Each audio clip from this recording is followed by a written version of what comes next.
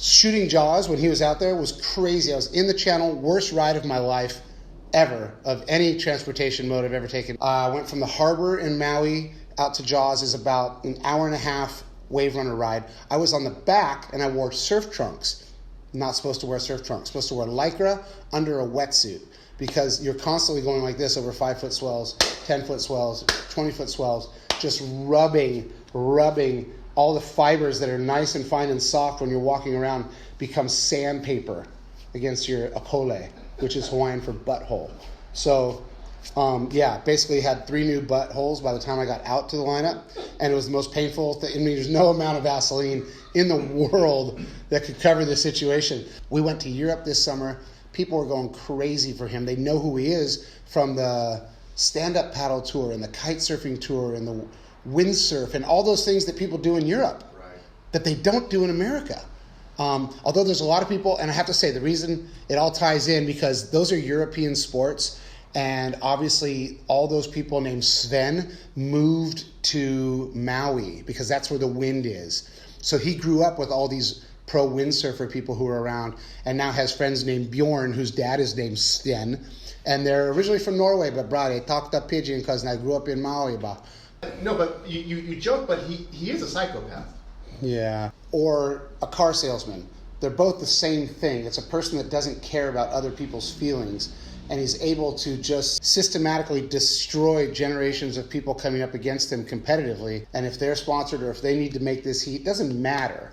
He's singularly focused to win, and he's literally vanquished pro surfers who were, they were the best in their town, they were the best with their sponsor, and they came on tour and they were going to make a name for themselves, they were going to be world champ. All these people that were going to come for his throne, he just sliced and diced like that video game, where the fruit slice, whoosh, whoosh, whoosh. And now he's beating their children on tour. And those parents that he used to beat are out there coaching their kids at the events, and they're all happy, and then their kid has a heat against old Kelly Slater, who's like, I'm still on tour with his cane walking down the beach. He's like 46 years old and just beats their kid, and then the family goes home sad again. Destroyer of dreams. So I got to talk about tour notes. He's my star. Hold on, but if Brett Simpson was here, does Brett know that about himself? I think Brett does know that he doesn't have the killer instinct, and that's why he's not on tour. I've talked to him sometimes about heats, like, dude, why didn't you paddle inside and hold that guy off with the last 5 minutes to go? And he'll say something like, man, that guy, he needs to requalify, man. He needs the points too. And you're like, that's not what you do. But he's going to be able, he knows every nuance of competition. He knows every little mistake that people make in the water. So he'll be a good coach if people listen to him. But Brett, when I started Tour Notes, was by far the funniest surfer on tour, and that was the kind of insight that people wanted. He launched it because of his personality. He was the star. I'm not in my web series. You don't see me, you don't hear me. It's documenting everybody else on tour, and he was the conduit to get into the tour because he brings out the best in everybody. So yeah, he's my favorite surfer to document for sure. Shaky cam productions don't work with a stabilizer. Felipe's his own beast, and he's doing his own thing out there.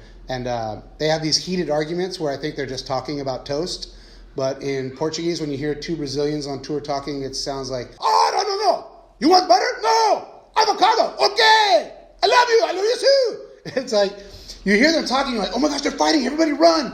And then you're like, oh, no. Some Brazilian guys are like, no, they're not fighting. They're just talking about bread. Yeah, no, it's all good. You're like, what? So that language, I don't know how it got developed, but man, it is forceful. Ron asks me, can you shoot my album cover? I want to shoot it underwater at Waimea Bay. I think that's a pretty cool idea. We're not able to hook up because there's been a lot of rain and the water's dirty, but we wanted to get together and shoot this shot. And I said, hey, what's the deal? What's your plan? Like, well, how do you want to do it? He goes, well, I've talked to a friend who's got these weights and these heavy like shoes and weights, and I was going to put a bunch of weights around my shoes so I could go to the bottom of the water. And I'm like, you're kidding, right? That's how the mob would get rid of people. You will not make it back up we don't put you in cement shoes. I'll get the shot, but it'll be your last shot. So anyway, we scrapped that idea until we can get clean water and think of a safer way to get underwater with the guitar. Of course, it'll happen. Just wait for that. Well, another weird thing about Greyson is he's incredibly handsome. He grew a beard to try and look ugly. But he was on a show called John from Cincinnati. He was a young child actor. And he is actually could be a supermodel. he could be making like 60 grand a day, but he won't do it. He's a hardcore punk rock skater dude and doesn't want to be all glam and beautiful. The kid is like stunning, like supermodel, but he grew like this beard to look like ZZ Top to hide from the world. So that's kind of like his thing. He doesn't really want the attention, but he's deserving of it in many ways. He's about 6'3", looks like he's about 6'9" with the hair.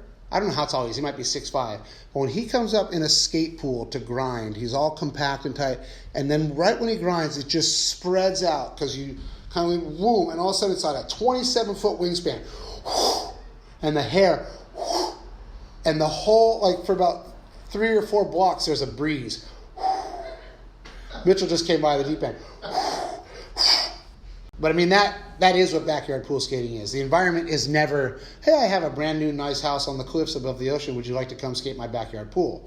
It's usually a foreclosure, the house burned down. There's always a sort of sad backstory to getting into the urban decay environment that we want to skate, which is an empty backyard pool. I mean, that pool, at some point, every pool was built for kids to frolic in with clear blue water, and once a week, a pool cleaner would come and clean out all the leaves and pour in some chlorine. You know, once those days are gone and it's a decrepit, decaying house, we show up.